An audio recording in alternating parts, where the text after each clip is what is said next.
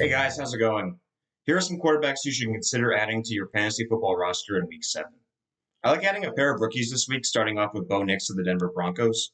Nix has had his ups and downs as a rookie, but he has quietly posted 2 straight fantasy performances above 20 points. He also has been productive running the football, posting 4 games above 25 rushing yards, and he had a season best 61 rushing yards last week. His upcoming schedule is soft as his Broncos will face the Saints, the Panthers, and Baltimore over the next 3 weeks. Next up, I like adding Drake May this week as well. May looked good in his NFL debut, throwing for 265 yards and 3 touchdowns, while adding 50 yards on the ground in a 41-21 loss to the Texans. Next week, May gets to play the Jacksonville Jaguars defense that just gave 4 touchdowns to Caleb Williams last Sunday. So I like him as a bye week fill-in for this week, and potentially as a stash with high upside. Here are your waiver wire ads at the wide receiver position going into week 7. First, Adam Lazard, New York Jets. He's a clear number 2 option, and he's a guy when Aaron Rodgers needs a first down, that's who he trusts most. Next, Tyler Lockett, Seattle Seahawks. He no longer has that super high ceiling, but he gives you a really good floor of around 7 points. So during bye weeks and injuries, definitely a good player to have. Next, Cortland Sutton, Denver Broncos. He's the number 1 option, and Bo Nix is really starting to put it together. Finally, Michael Wilson, Arizona Cardinals. If Marvin Harrison Jr. misses any times at all, you want to definitely have this guy. He is the number 2 pass catcher, and he'll be the number 1 wide receiver while he is out. These are my top waiver wire pickups at the running back position this week. First, I have Tyrone Tracy. He's had over 100 total yards in each of the last 2 weeks, and even when Devin Singletary does return, I think he'll have standalone fantasy value. As long as he's the featured back in this offense, he'll remain a borderline running back 1, and he's still available in 55% of leagues, so go get him if you can. Next, I have Sean Tucker. He might be a little bit of fool's gold as this is going to be a crowded backfield going forward, but it is hard to ignore the fact that he went for nearly 200 total yards and 2 touchdowns versus Saints in Week 6.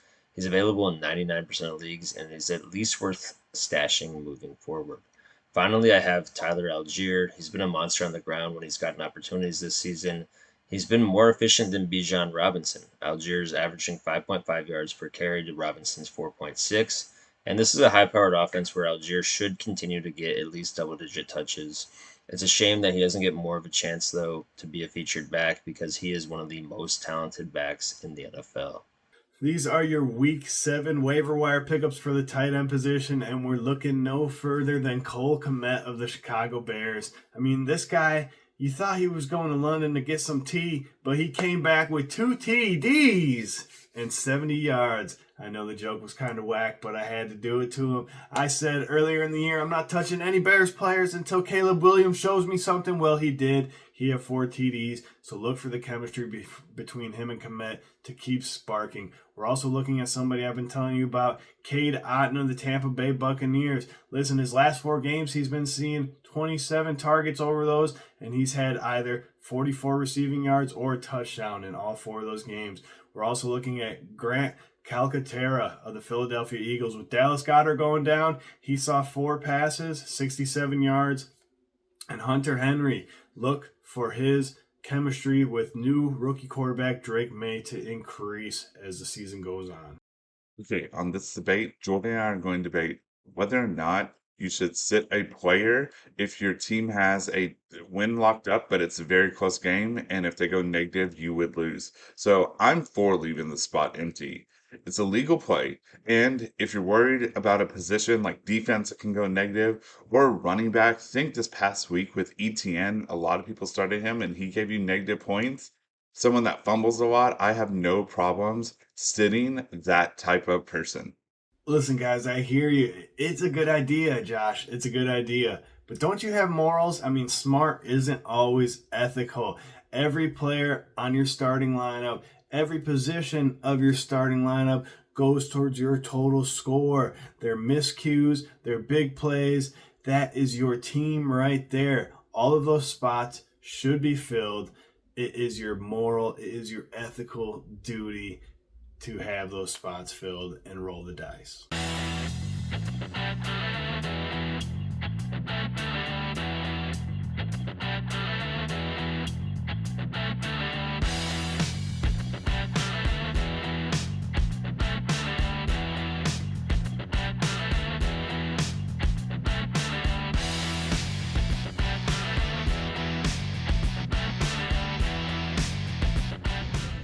Excuse me, sir. Would you like another hot take? Yeah, definitely. Keep them coming.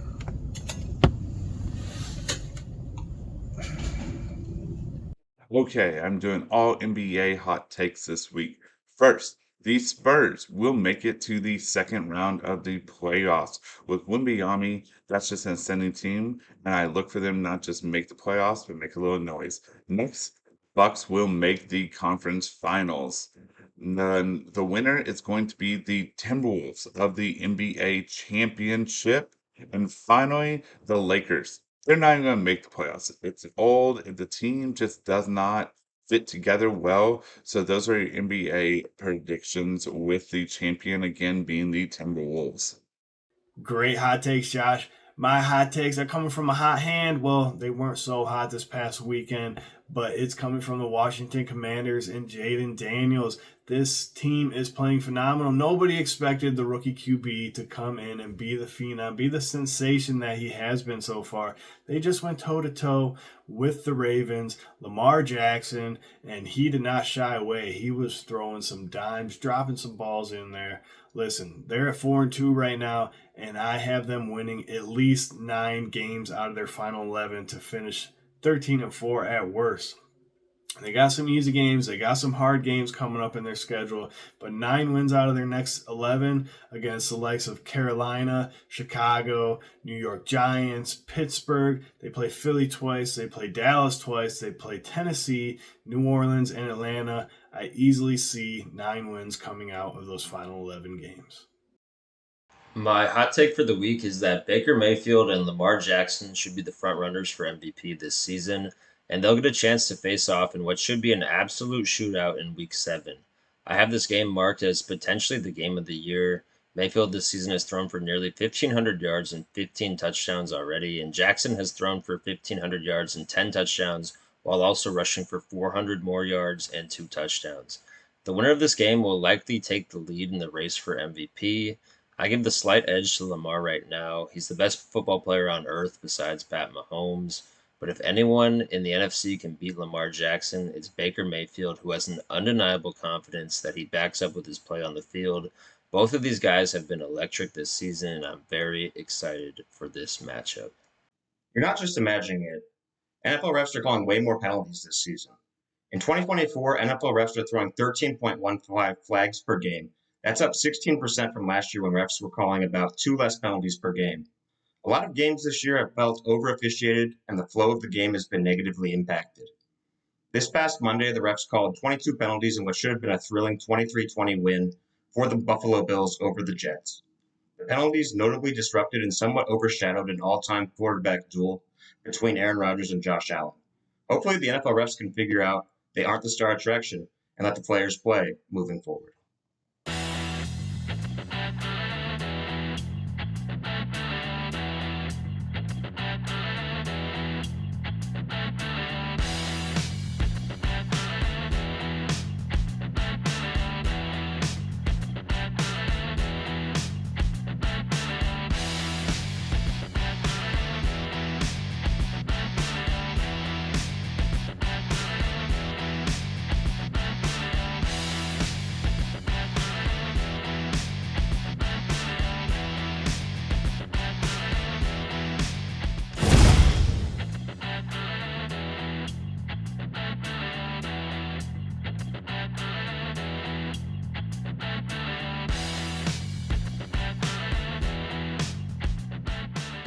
This is a poker hand I played at TCH Social in Austin, Texas.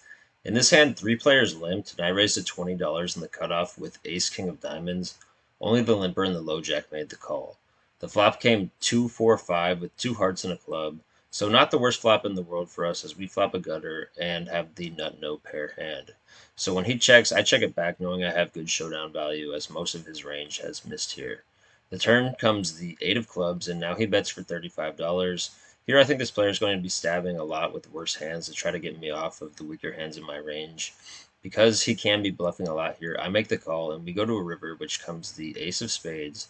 And this card does bring in a one-liner to a 3, but when he checks, I think I have the best hand here almost always, as neither of us should really have a 3. And the question now just becomes, what size do I bet for value? Here I ended up betting for $60 because I want to get him to call me down with hands like pocket sixes, pocket sevens, and his 8x type of hands. And I think that will call for this size because my bet is going to look very polarizing, as most players will only bet here with a straight or a bluff. And he does end up making the call, and we are good versus ace jack. This is a hand I played at TCH Social in Austin, Texas. In this hand, the MP player raised to $15, and I 3-bet in the hijack with black aces to 50. Action folded back to him, and he jams all in for around $220. I make the snap call, and we decide to run it twice. On the first board, the run out is Queen 9 10 4 7. He says that's me, and turns over Jack 8 of clubs. And on the second board, we hold with top set. We are playing 1-2 Texas Hold'em at WinStar, and we raise from Ungun +2 with Ace Jack of Hearts. We get 3 callers, so we go to a flop. The flop is the King of Hearts, the Jack of Spades, and the 7 of Hearts. It's a good flop for us, so we bet $33. The hijack calls, and now the button goes all in for $123. With so many cards that can help us, we definitely make the call and the hijack folds. So let's go to the run out. The turn is the ace of clubs. Now we for sure think we have the best hand with 2 pair, and the river is a 4 of hearts. So we make the nut flush, we show our hand, and we actually got very, very, very lucky against pocket kings. The guy slow played pre-flop, and it came back to bite him.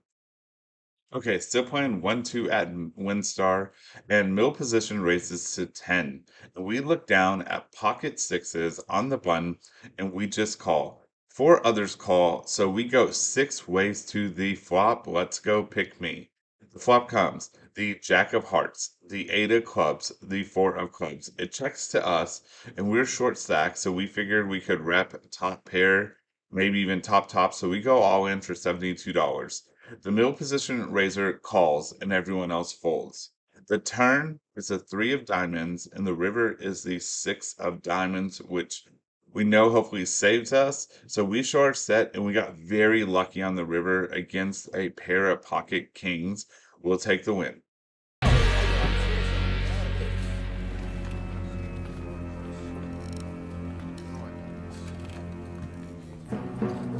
Soccer hooligans.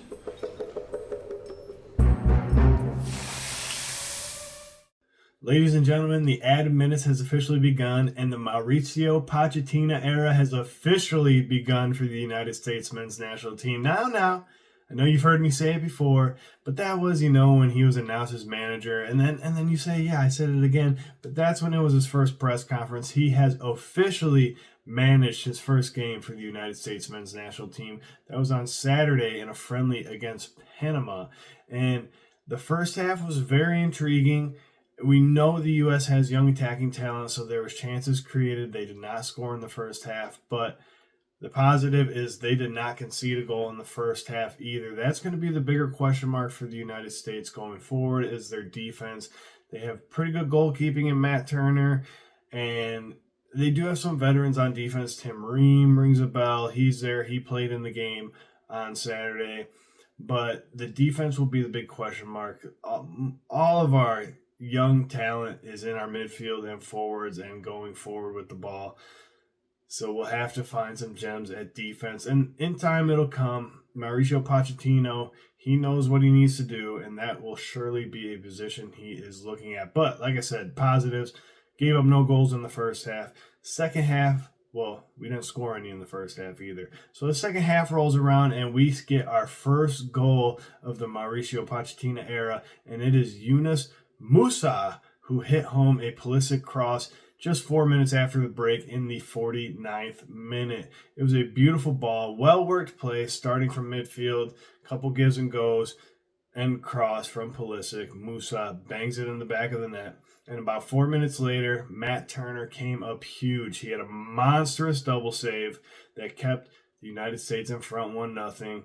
And we would have to wait all the way until the 94th minute for the cherry on top when Ricardo Pepe was played in a beautiful early cross, one-time finish, USA wins this one 2-0 on Pochettino's debut. So there's a lot of positives. Like I said, we'll have to keep an eye on the defense. But going forward, we looked phenomenal. Chances being created. That's what we expect to see with this young crop of players.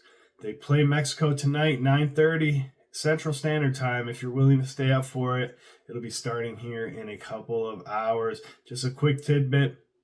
Mbappe has told the French national team that he only wants to play in the games that matter. He is trying to win the Ballon d'Or in 2025, and he wants to make sure he's healthy for the whole year. So he has informed them, only games that matter, he will be representing France. Hope you guys have a good week. Okay, here's a couple of fool's gold fantasy football players not to fall for and pick up off the waiver wire and start next week. First, we have Sean Tucker, Tampa Bay. He's a running back. Okay, he had a phenomenal game. He's actually running back one. But he's an undrafted free agent. He looked great, but Bucky Irvin and Rashad White will be ahead of him, so he's going to have very limited touches going forward unless one of them is injured. Next, Gabe Davis, Jacksonville Jaguars wide receiver. We've seen these blow up games before. Again, do not fall for them. Most of his points, came from touchdowns, which that's not repeatable, and he only averages about 4.5 targets a week. So do not fall for the trap that is Gabe Davis. Okay, thank you so much for watching to the end. If you haven't yet, please take a moment, hit that like, comment, subscribe. And if you do not know yet, on Saturdays we are dropping our start sits for the week. So check that out to make sure that you're seeing the players you should be starting and sitting for fantasy football. And at 11 a.m. Central Time, we go live to kind of give you the best updates of what's going on for fantasy football. So check that out.